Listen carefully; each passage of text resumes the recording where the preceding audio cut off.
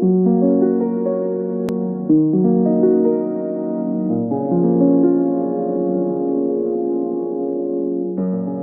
was born in Iran long time ago, and I left Iran because I kind of wanted to have a better life. I wanted to do art freely.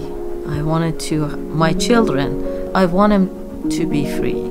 Although still looking back, you always miss your homeland.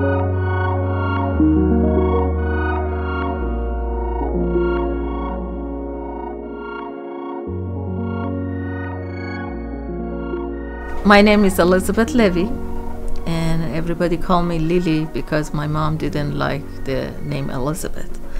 I always loved to work with my hand. I always loved to get any kind of clay. And when I got graduated, there was no university in Iran because of revolution.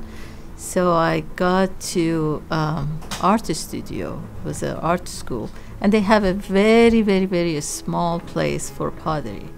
And as soon as I saw that, I fell in love with it. Every chance I get, I go and find a little clay and work.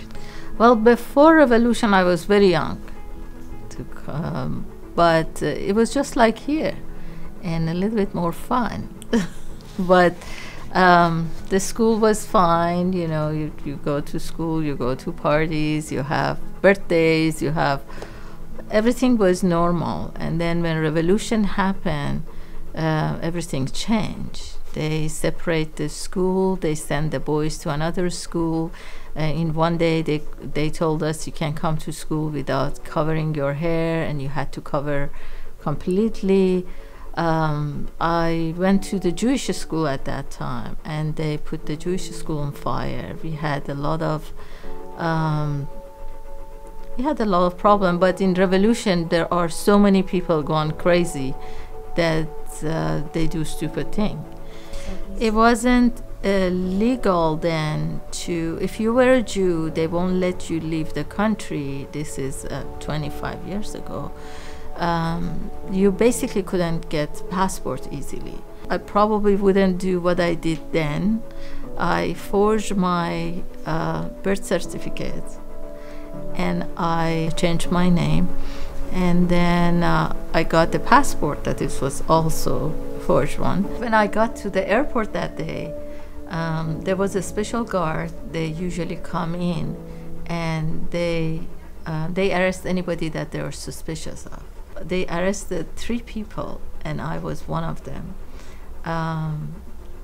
And I was just going back and forth between the special guard to the police, the special guard to the police. And having a mom that is Jewish, 3 hours airplane, she gave me enough food for like going through a trip for 6 months. So I'm carrying all this food with me, going from station to station to prove to them that I'm not me. So they ask me, who are you? Why are you leaving this country? And I keep saying, well, I don't know who this is. I don't even know who she is. I don't know her. I know that I have to leave. It took me maybe half an hour, and 15 minutes before my airplane leave, the airplane left at 7:30, and it was 7:15. And I was just begging, and I said, please let me leave. And the guy came back and said, you know, the only reason you want to leave this country is because you're a whore. And I didn't want to pick any fight with him because I knew he wants to have a fight. And so finally he threw my passport to me and said, just get out of this country. And I just took my passport and I left. When they finally closed the doors of the airplane, and the pilot turned around and said, you just left Iranian country. Everybody's go, it was a moment. There are moments in life you never forget, and these are the time that you always have to remember. I remember my parents calling me, telling me after months and months of trying, she finally got her papers, got her documents all set, and she was getting on a plane and she was coming to Austria. It was pretty difficult to be able to leave Iran with the situation, being of the minority religion that we were. Getting out wasn't all that easy. So my parents told me she actually got on a plane took off, she's on her way over, she's going to be landing there. I was really excited.